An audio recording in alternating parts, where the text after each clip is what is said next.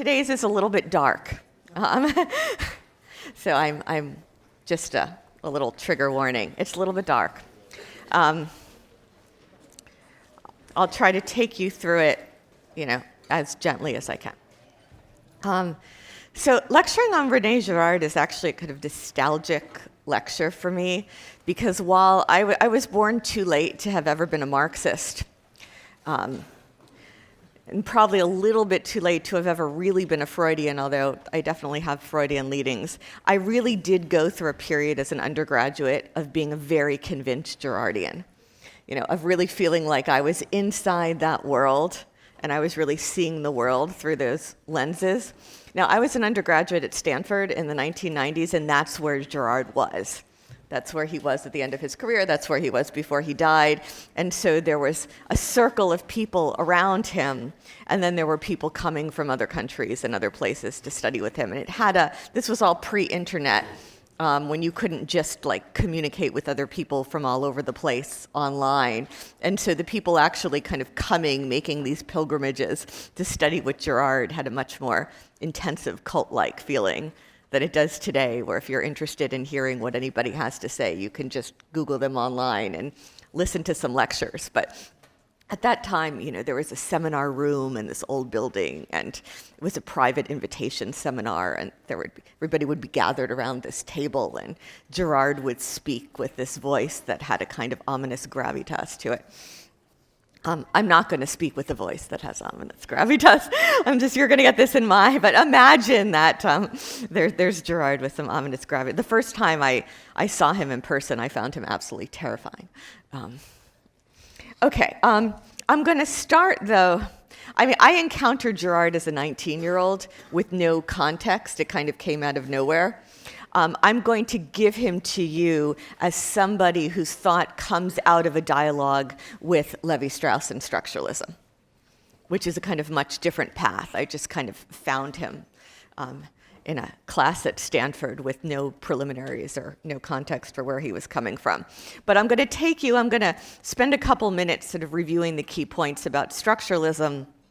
And I want to give you a sense of how he, in many ways, is a structuralist and comes out of this dialogue with Levi-Strauss. So remember the thing, I'm going to try to sit down so I don't walk around too much, which apparently makes the videos better if I don't walk around too much. The point I want you to have in your mind about structuralism, which again will seem obvious, but if you just kind of let it sit there for a while, it will take on ever more layers of meaning. The idea that meaning is not immanent, it's not intrinsic, it is only relational. Words signify because they are not other words, because they have a relationship to other signifiers. So meaning is not immanent, it's not intrinsic, but it is stable. The stability comes from the synchronic interdependence of a given language, of a given system. So now we're back to Hegel's need for wholeness, but without the Geist and without the telos, without the moving through time. Now the wholeness is a synchronic wholeness. We're on the axis of simultaneity. And so we're going to go back, we're going to follow Levi-Strauss. Culture is a system of signs that can be understood by analogy with language. In structuralism, basically, everything is an analogy to language, to how language functions. And like Marx and Freud, and like Saussure and Levi-Strauss, Girard is going to present us with a certain version of structuralism, in which meaning is going to be relational. The parts of his system have meaning in relation to the other parts. The meaning is context dependent. It's not absolute. It doesn't exist if extricated from the system. So if you take the word cat, I'm obsessed with cats because our family just adopted its first ever cat, which is a big topic. If you take the word cat out of that combination of sounds out of the system of the English language, it doesn't mean anything. It doesn't signify anymore. It signifies only within the context of a system. So this idea that meaning is context independent, meaning is relational. Now this is then going to beg a question: is there such a thing as a reality, a meaningful reality that is anterior to the structure? Is there a kind of meaning behind the structure? And again, just put that in your head and let it percolate there for a while, and I think that in the next couple weeks will kind of flesh itself out for you. Okay. Girard is going to be a new version of structuralism. We're going to be looking at these objective structures, so-called objective structures of reality that transcend any individual consciousness. So meaning is not produced by the subject, by the self, by the I. There's also going to be an emphasis on the unconscious. And this is also, you get a lot of Freudian influence here.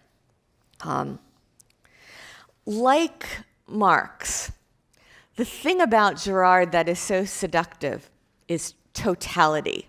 Totality in a way that is beyond what you get from Saussure or what you get from Levi-Strauss. When you are inside this system of thought, it purports to explain everything. And so the seduction of it is that it's like you've suddenly put on glasses, and the hidden secrets of the world are revealed to you. And that's what was so seductive for me when I, as a 19-year-old, kind of encountered Girardian theory. Suddenly you see things you didn't see before. It's like the darkness and the secrets at the foundation of the universe are revealing themselves to you. And so while I never had that experience reading Marx, I was born too late. It was already the moment for really making that leap of faith and believing in Marxism was over.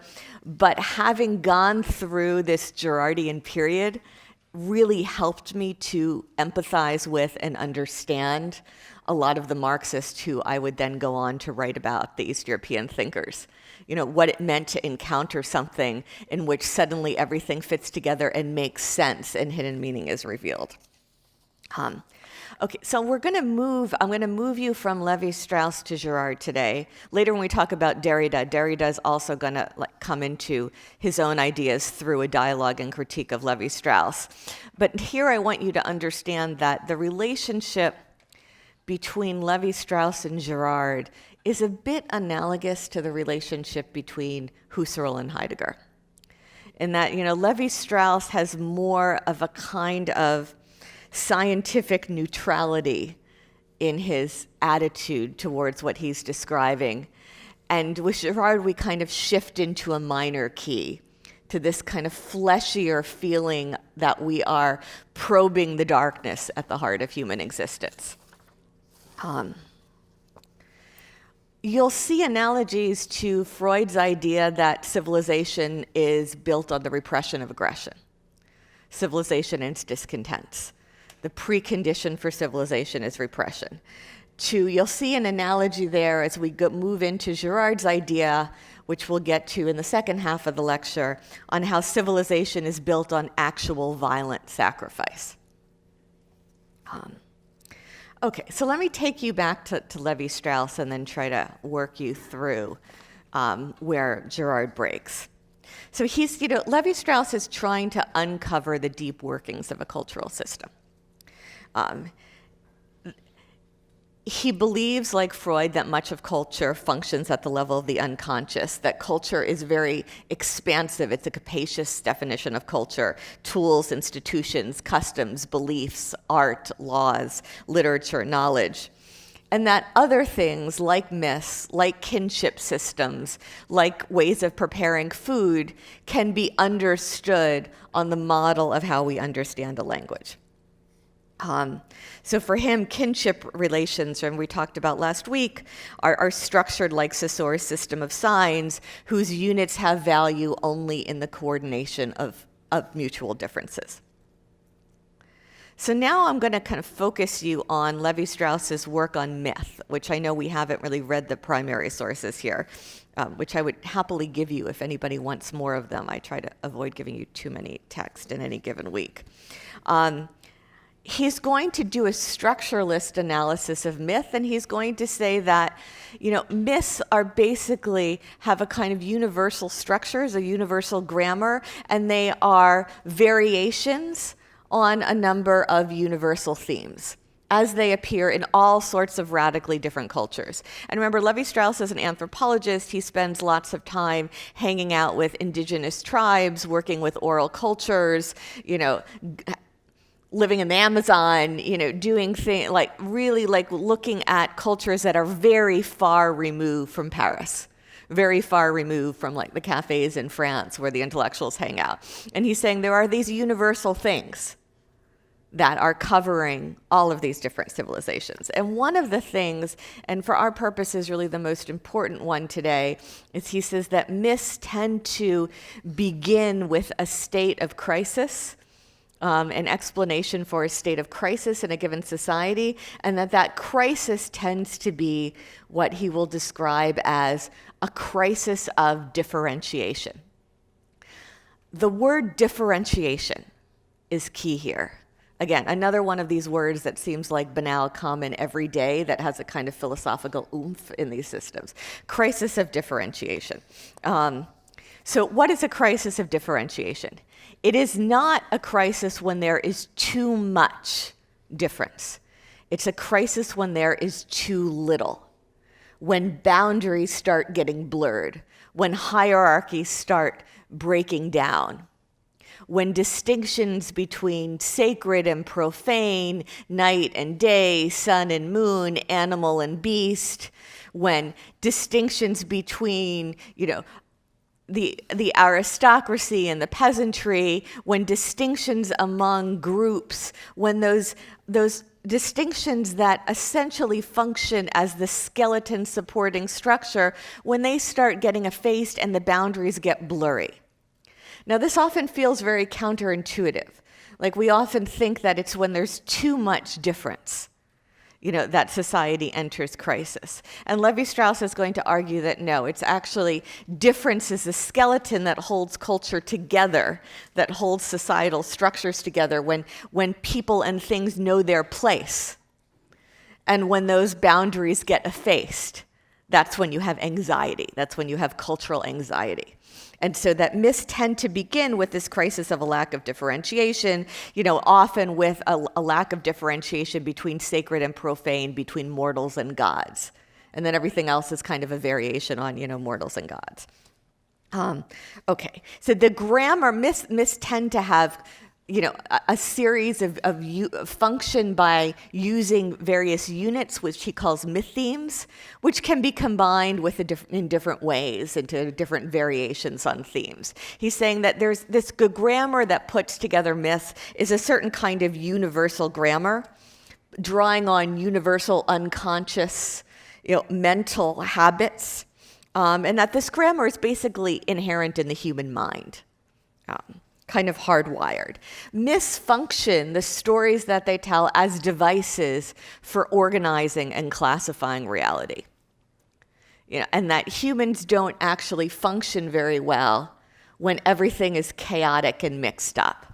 There's a constant attempt to organize and classify reality.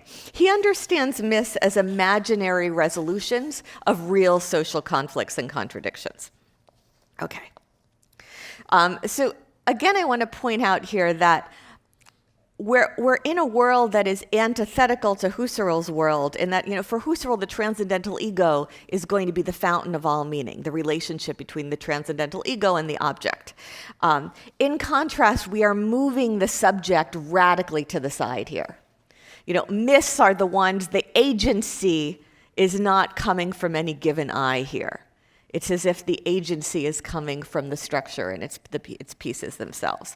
So I'm going to read you this quote by the Marxist literary critic of structuralism, Terry Eagleton, who is, I think I've referenced that book on your handout. If you want more secondary source background reading, Terry Eagleton is very sarcastic, very ironic, very partisan, but also extremely clear So if you feel like, you want more background on psychoanalysis, you want another reading of phenomenology or structuralism, very clear. So he says, the mind which does all this thinking is not that of the individual subject. Myths think themselves through people rather than vice versa. They have no origin in a particular consciousness and no particular end in view. One result of structuralism, then, is the de-centering of the individual subject, who is no longer to be regarded as the source or end of meaning. Myths have a quasi-objective collective existence, unfold their own concrete logic with supreme disregard for the vagaries of individual thought, and reduce any particular consciousness to a mere function of themselves. So agency is being relocated here in the structure itself and in this grammar. Okay, I'm now going to take you through Girard, who has a quite elaborate, and at moments it will seem kind of trippy and far out and ridiculous, but at other moments it will seem uncannily on point. You just have to accept all those moments as they go through. It's a two-part model, and combining the parts is also a moment where that's a little philosophically tricky. He begins with literature and moves on to cultural anthropology. I gave you at the very beginning of the course a general distinction between thinkers who take apart systems and thinkers who create systems. Girard is a thinker who creates a system, like Hegel, like Marx. So he's going to start out in dialogue with Levi-Strauss, which I'll get to in a few minutes, accepting the classic structuralist premise that culture functions not through a specific agency on the part of a given subjectivity, but rather through structural dynamics. When you're inside his model, it will purport to explain everything. And unlike Levi-Strauss, and this is going to be his real point of breaking, there's going to be an anterior reality. There's going to be another level. There's going to be a kind of penetrating to the Ding an sich, to use a Kantian analogy. And his frustration with Levi-Strauss essentially comes down to that inability of Levi-Strauss's structuralism, if we go on with the Kantian analogy, to reach the thing itself, to get beyond the phenomenon, the thing as it appears to us, and reach the thing itself. He's going to say that Levi-Strauss strays too far from the real questions of human existence, which is Heidegger's frustration with Husserl, that he has strayed too far from being, from life. And so this is also where you get the relationship between Levi-Strauss and Girard is a bit analogous to the relationship between Husserl and Heidegger. Girard feels like we've become too cut off from life. And remember, I left you at the end of the lecture on structural anthropologism with Clifford Geertz's critique that Levi-Strauss is not interested in actual men. It's this man as such with whom he is enthralled. Okay, so that's going to be the heart of Girard's critique. And I'll read you a quote from Girard's book, Things Hidden from the Foundation of the World, which it's one of his later books. It's written in conversation, but it actually might be the best one to start with if you feel like delving into Girard. And he says that for Levi-Strauss, cultural phenomena are like languages in that they are composed of signs that signify nothing if isolated from one another. Signs signify by means of other signs. They form systems endowed with internal coherence. Symbolic forms should be deciphered from within. We must limit ourselves to the reading of symbolic forms, Levi-Strauss tells us. Meaning must be sought where it resides and not elsewhere. And Girard's going to feel like that's too superficial. Like you've got to penetrate back through the structure to get to the thing that is underneath the signifiers playing with other signifiers. So he's going to have this longing, Girard, to transcend form and get back to substance. He's going to want to analyze form and deduce structure and then get underneath it. If you can actually think about his getting underneath it, to ask these big questions about the destiny and the fate of man.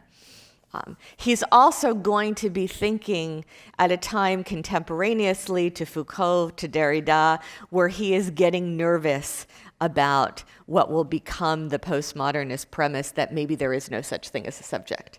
maybe after God's death, we have the death of man. So he's going to want to kind of go underneath and get at the real human signifieds beneath the play of signifiers. Does that kind of make sense? Okay, now you guys are nodding. There were a lot of blank looks.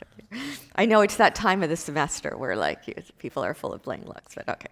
Okay, so there's this two-part model now, and the two-part model can be broken down into, the first part is about imitation, and the key word is going to be mimetic or imitative, and the second part is about substitution, in which the key word is going to be scapegoat. Okay. The first part, the first step, and in some ways the founding insight, which Girard is going to take from literature, he's going to be writing about Balzac, writing about Dostoevsky, writing about Shakespeare. He's going to say the key thing is that desire is mimetic. The key phrase here is the mimetic nature of desire. Desire is not generated immanently. We don't want something because that desire comes from ourselves. We want it because we are mimicking, we are imitating the desire of others. Now, you'll see analogies here also, or things that hint at, Heidegger's Das Mann selbst, the conformist self. So there's an interpretation of this that can be close to that. But Girard is going to kind of put out a structural model. Actually, maybe I'll actually use the board here because it's a kind of triangular model.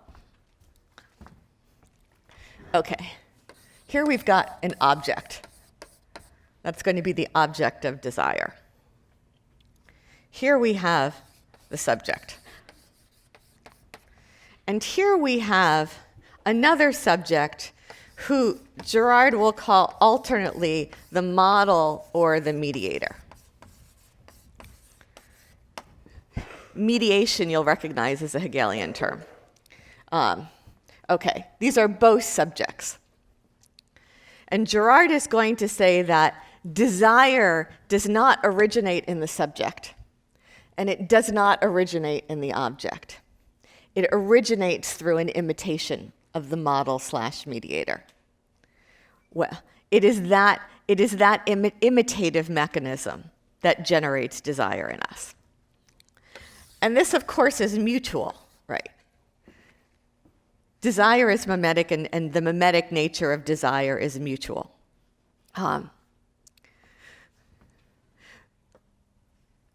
The momentum of the desire doesn't come from the object, which is relatively insignificant for Girard. The momentum of that desire comes from the relationship between subject and mediator. This is all going to be very technical for Girard. So one subject is looking to this mediator as a representative of wholeness of the fulfillment of being, mimicking the other's desires, subsequently internalizing them. The point here is that human desire is mediated. Its object is determined not from within, but from without. This, by the way, is what inspired Peter Thiel.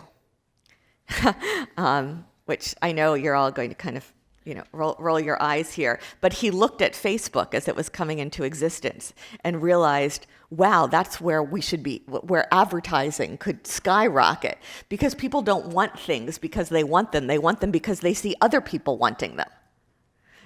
The object is desirable not because I want it, but because somebody else wants it, and that makes me want it. Now, I can give you a better example than Peter Thiel and Facebook, which is a Silicon Valley world that you can read some interviews with him. He's actually big Girardian, which is very interesting because you don't really think of those worlds going together, except that Girard was at Stanford before he died, which was Silicon Valley. So there's a contemporaneousness. A better example, you put two children in a room with any number of toys. 2 toys, 10 toys, 100 toys, 1,000 toys. The only desirable toy is the one that the other child has in their hands at any given moment. if you want to test this, you can pick any two kids, like, put them in a room with any number of toys. When I had toddlers, this was tested every day. The only desirable object is the one the other one has at any given moment. It is desirable because the other one has it. That's what makes it desirable, not because of what it is in itself. It doesn't matter how many other desirable toys you throw in the room. The desire is coming from the other's desire. Okay, so this is a triangular model of desire. And what Girard says then is that what you then have is a competition, especially when the object is of a finite nature, when the object is somehow limited. And so what is mimetic desire then escalates into mimetic rivalry, which will then escalate, if uninhibited, into mimetic violence. So you have kind of three stages that blend into each other, but it's all about the imitation. I taught this phrase to my kids very early because I was tearing my hair out about the toy issue. Whatever toy the other one had was the toy that everybody needed to have. And so I taught them that, can't you just recognize this is the mimetic nature of desire and that we can go on. And when my son was in first grade, going to an Episcopal private school in New Haven, and this lovely young chaplain was talking to them about the world and during Jesus's life and what it was like in Jerusalem and this and that. And I was talking to him at Parents' Night, and he said, "Marcy, and then your son came to me and said, but that's just the mimetic nature of desire." And I said, "Oh, I'm sorry, I can explain what that means." He's like, "No, it's okay. Caleb already explained it." Now it's in my vocabulary. Maybe I'll tell you one more short anecdote. So when you have a baby, if you guys have babies, you'll see people give you stuffed animals, enormous numbers of stuffed animals. Everybody gives you a stuffed animal, so your house fills up with stuffed animals.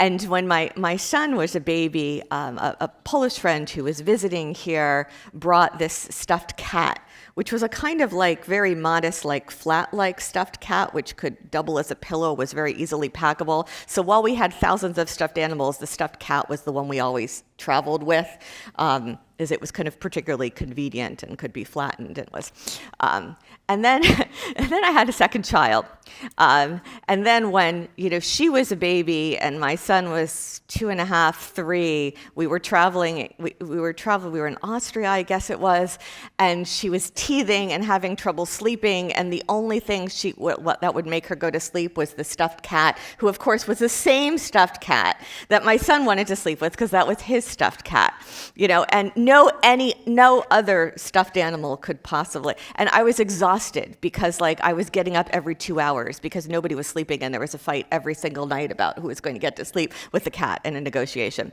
And so I looked at the tag on this cat thinking there's got to be another way to get a cat, right? There's got to be another way to get this cat. So I look up the tag and then I start Googling it, and it turns out this is not a big stuffed animal company. It turns out there's basically 2 or 3 women in a neighborhood in Warsaw who make these stuffed cats, So there's and they have a very modest kind of little website, where they talk about their at home, making of stuffed cat things. And you could order them online, but you had to have a Polish credit card at this time, which I of course didn't have.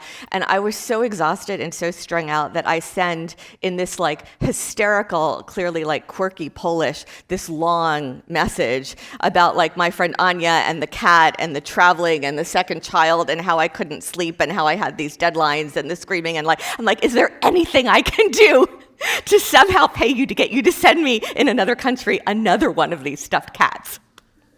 I must have sounded like a total lunatic.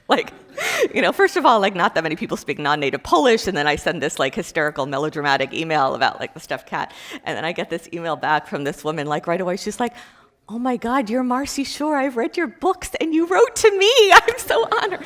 And I thought, oh no, okay, now it's going to be spread all over Poland that I'm in fact a lunatic. I was thinking I was just some anonymous person, with this plea for the stuffed cat. Anyway, mimetic, you will now never forget the mimetic nature of desire because you'll remember the stuffed cat story. Okay. Okay, what happens then is this escalates into mimetic rivalry. What Girard calls the scandal, which is a technical term for Girard, is that the mediator is simultaneously the obstacle. So precisely the one who is imitated and in some way admired and looked up to is also hated for being the obstacle to the object. So there's a kind of sadomasochistic relationship going on here between subject and mediator. And there are kind of analogies here to Hegel's master-slave dialectic. This kind of sadomasochistic relationship, only a subject can provide recognition, but the master has relegated the slave to object status, to denying the recognition of the slave's subjectivity. Therefore, there's a bind. There's an analogous bind here. You know, the bind is that you're kind of loving and hating the model. Now, what causes this to be better or worse is what Girard calls internal versus external mediation, which again exists on a kind of continuum. So internal mediation has to do with situations in which there are no strict boundaries between subject and mediator. So, there's no great social distance keeping them in different categories. So for instance, think about two 2-year-olds in a room versus a 2-year-old and a 10-year-old. The greater the age difference, the less the fighting. Because once there enough distance, enough social distance, again, we go back to the problem of differentiation, between subject and mediator effectively acts as a constraint on mimetic conflict, on mimetic rivalry. So when people are kind of kept in their own places, when those distinctions hold, that inhibits this escalation. Internal mediation is coming about when these differences between subject and mediator are sufficiently collapsed so that this mimetic rivalry into mimetic violence can escalate without inhibition. And so you see things like how the decline of the nobility and social mobility, the decline of certain traditional social classes allowed for more uninhibited mimetic conflict. Because, for instance, if you had a noble who was falling in love with the same woman as a serf, they weren't really going to compete because the distance between them was too great. There were social breaks.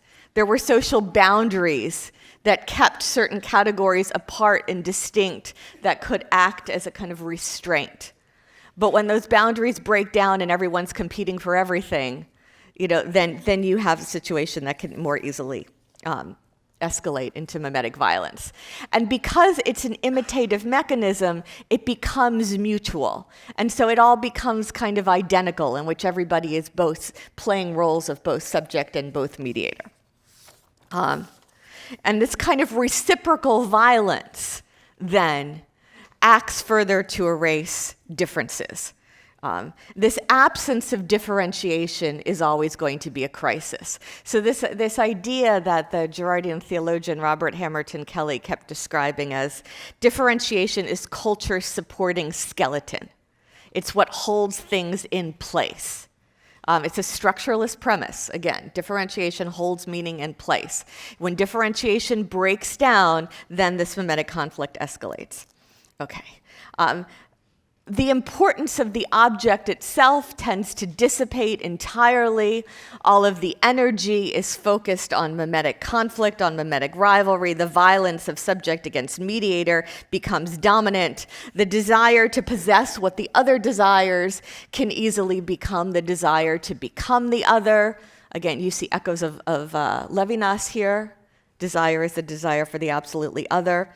And this chaos and violence then leads us to what Girard will call a kind of mimetic sacrificial crisis. So now we have the word sacrifice. Now we're coming into the second part of the model.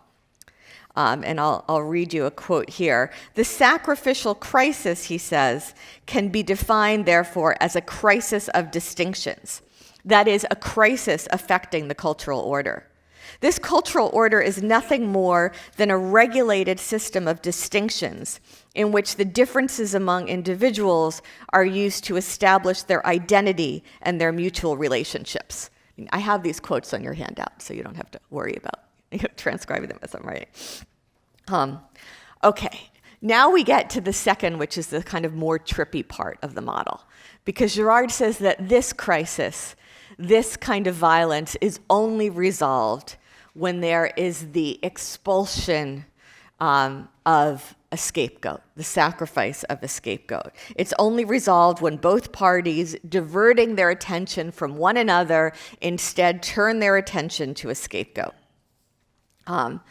The scapegoat is, he will call a surrogate victim.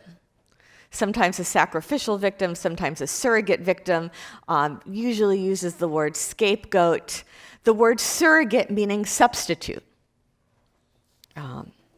The surrogate victim is spontaneously expelled.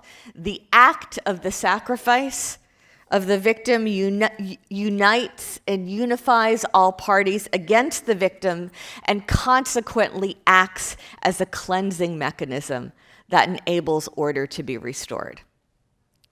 Again, this seems wild, but then there are certain historical situations when it seems uncannily on point. Think about the burning of witches in the early modern period, the burning of the witches as the heretics. Think about lynchings in the South, the sudden orgy of violence coalesced against a victim. Think about the Stalinist show trials, what Kundera was talking about. Suddenly, they are trying Rudolf Slansky, they're trying Milada Horakova. People are storming out into the streets and shouting, death to the fascists, death to the imperialists, death to the traitors, the workers demand death. The mob coalescing against the victim. It's a dynamic, it's a sociological dynamic. It's the reason why in 2015 and 2016, when we started watching footage of Trump rallies and people were shouting, lock her up, or send her back, and you just feel sick because you think, okay, anthropologically, we know what this is. Anthropologically, that's a moment, that's a type. You get everybody united. You get all of their anger, all of their rivalry. Everything is projected. Everything is projected onto the scapegoat. Okay. Solidarity for Girard requires an enemy. It's all of this violence that is in us that is being projected onto a surrogate enemy, a symbolic enemy. The impulse is not just to destroy the scapegoat, it's also a cleansing impulse. We talk about Stalinist terror, we talk about purges. This purging impulse, this cleansing impulse, that society wants to cleanse itself of what it feels at that moment is the source of all its violence and disorder. And so I'll read you another couple Girard quotes. So Girard says, the victim is a scapegoat. Scapegoat indicates both the innocence of the victims, the collective polarization in opposition to them, and the collective end result of that polarization. The persecutors are caught up in the logic of the representation of persecution from a persecutor's standpoint, and they cannot break away. So there's a transcendence of the rational that comes in these moments. Terrified as they are, he writes, by their own victim, they, the persecutors, see themselves as completely passive, purely reactive, totally controlled by this scapegoat at the very moment when they rush to his attack. They think all initiative comes from him. There is only room for a single cause in their field of vision, and its triumph is absolute. It absorbs all other causality. It is the scapegoat. So this projection of causality onto the scapegoat. And Girard writes about this in this very dramatic way. He says, this is the truly gripping moment at which civilization is founded, this expulsion. That involves a kind of orgy of bloodlust, a unification, a cleansing of society, a sudden transcendence of violence into a realm that is attributed to being outside of human control. He says this is the gripping moment. This is the moment of drama. The experience, he says, of a supremely evil and then beneficent, because dead being, whose appearance and disappearance are punctuated by collective murder, cannot fail to be literally gripping. So this purging of the victim then leads to calm. Then there's a moment of liberation from tensions, from suspicions, the sense of society having emptied itself of poisons, a reconciliation, a peace, a unanimity that comes from having projected and expelled all of this toxic emotion onto the scapegoat. Now, what Girard says is the fundamental misattribution is the misattribution by which the mob, and he's also using the mob in a slightly different way from the way Arendt does, but the mob transfers its own violence from itself and projects it onto the victim. Violence is attributed to the victim. So in contrast to Freud here, the violence is not repressed and sent into the psychic closet of the unconscious. The violence is passed off onto the surrogate victim. It's transferred onto, it's projected onto. So the victim is then identified as having been the cause of violence, an attribution that is proven retrospectively and reinforced by an inverse logic. Because if it's the victim's murder that brings peace, then it must have been the victim's former existence that caused all the turmoil, that caused violence and disorder. There is only one person, Girard writes, responsible for everything, one who is absolutely responsible, and he will be responsible for the cure because he is also responsible for the sickness. Now, this is what Girard will call double transference. He'll also use the Greek word pharmakos, which is then picked up by Derrida, which basically means both poison and remedy. The scapegoat functions as both the poison and the remedy for a society thrown into chaos by mimetic violence. Both the cause of chaos and the cause of order is projected onto the victim. Onto the victim is attributed having been the cause of the previous disorder and having been the cause of the current order. Thus, the victim, although originally chosen largely arbitrarily, acquires a kind of mystical potency which enables the victim to kind of merge into and be transformed into the sacred, with a capital S, which is also a kind of technical term for Girard that falls into a kind of godlike role. And this is the part that's, I think, hardest to get one's mind around. Let me read you a passage by Robert Hamilton Kelly, who is one of his most articulate and lucid interpreters, who is a theologian. And he says about this moment, he says, the double transference is the primal misunderstanding by which the mob misidentifies the causes of its disorder and its unanimity. The cause of disorder is in fact mimetic rivalry, and the cause of peace is the coalescence of that rivalry against the victim. The appearance of the victim catalyzed the coalescence, but the mob's own mimetic rivalry caused it. Thus, the victim is at most a catalyst and at least only the passive object of the violence. He or she is not the cause. The mob, however, makes the victim the cause, and by doing so obscures its own violence from itself and transfers it to the victim. The first illusion is the illusion of the supremely active and all-powerful victim. It makes the victim a god, placing him or her above the group as a transcendent cause of both order and disorder. So this kind of making the victim of a god, the double transference, the projecting of these magical qualities onto the victim. Okay. So if the reign of the victims was the poison that generated the conflict, the sacrifice has the power of remedy, this transcendent antidote for all ills. This is what allows the victim to be worshipped almost as a god. So the sacred then involves this transformation of the scapegoat into the sacred. What it really is the personification and reification of the mob's violence through the victims. And now, and Girard is going to make this elaborate argument then about how violence passes from the mob through the victim and returns to the mob in the form of culture, including religion. He will then define the sacred as the sum of human assumptions resulting from collective transferences focused on a reconciliatory victim at the conclusion of a mimetic crisis. So this sacred order then comes about through this murder of the scapegoat. And then returns to the mob in the form of culture. There are three main aspects of culture that Girard stresses in this model that then sustain the order that has been founded on this murder.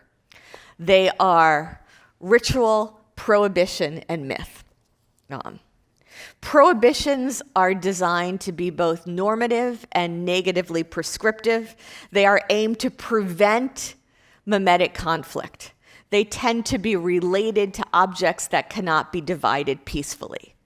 They tend to be prohibitions that keep people in categories, that maintain differences between sacred and profane, between social classes, that control objects that cannot be divided peacefully, be they women or children or objects. Okay. Ritual is the positive counterpart to prohibition. Things that you have to do. Rituals tend to allude to or in various ways reenact the original sacrifice of the scapegoat in a controlled or prescribed fashion. There might be ritual sacrifices of animals, there might be symbolic burnings of things, there might be May Day parades. They're reinforcing the legitimacy of the sacrifices made and reinforcing the cultural order that has arisen from them. Myths are the most important of these three-pronged for cultural mechanisms for our purpose. And Girard's critique, he says that, like Levi-Strauss, he sees mythology as bringing into being differential thought after a moment of a crisis of differentiation.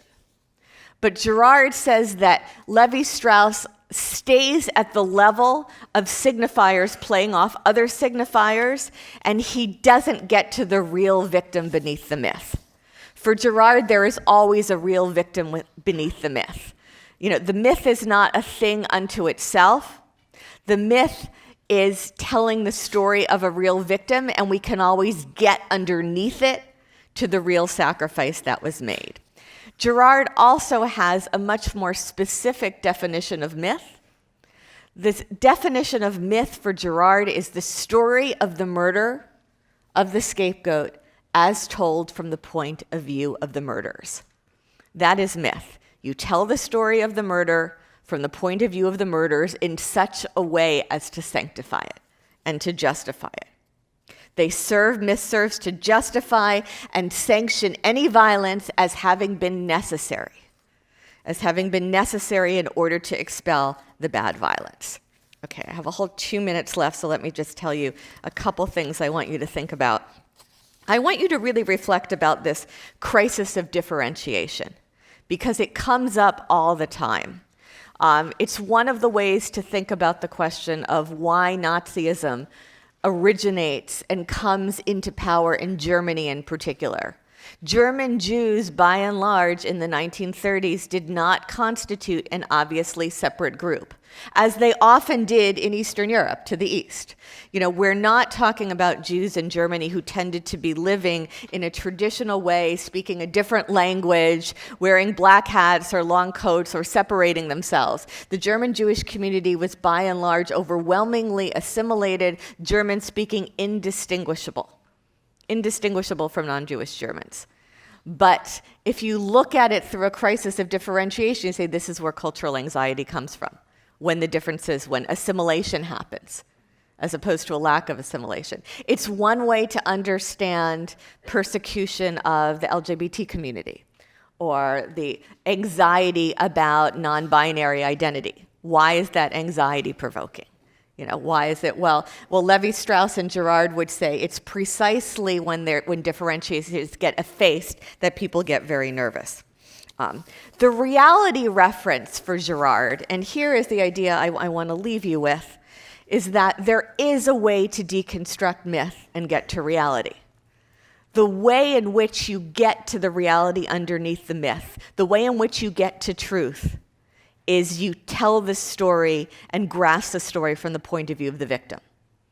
The reality reference for Girard always lies with the victim. It says, myths disclose, they reveal the truth. If you read them carefully, if you invert them, if you see there is a point in that myth that will give you access to truth, it's that the reality reference lies with the victim. Now, he's a deeply Catholic thinker, and his defense of and commitment to Christianity comes from this. He says Christianity is where we break from this tradition by telling the story of the murder, in this case of Jesus Christ, from the point of view of the murdered.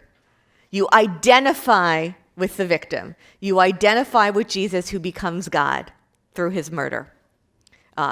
But now Christianity is not telling the story from the point of view of those who hung him on the cross, but Christianity is telling the story from the point of view of Jesus.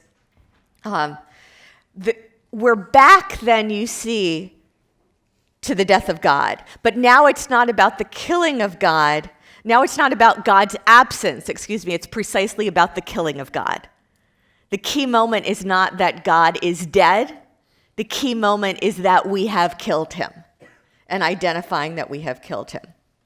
And Girard would say human beings are fundamentally irrational. Our own motives are hidden from ourselves. We have to work to deconstruct them, to uncover them. Culture is founded on sacrifice, but, and here's where he gives us the hope that Freud doesn't give us, there is a way to move forward. There is a way to get beyond sacrifice. There is a way to get to truth. And that's by identifying with the victim. Okay, I will leave you with that, and I'll see you on Wednesday.